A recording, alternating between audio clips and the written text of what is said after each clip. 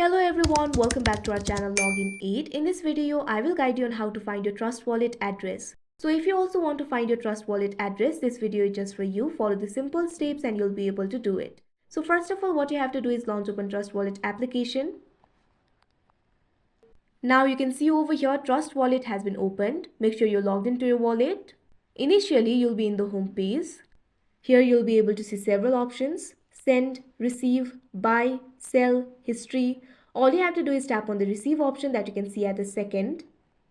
Now select for the blockchain that you use on Trust Wallet. Now you'll be led to this kind of interface. You'll be able to see a QR code over here. Also, you'll be able to see your wallet address. You can also copy the address. Simply tap on the copy icon that you can see right over here. Now your wallet address has been copied. You can paste this address somewhere.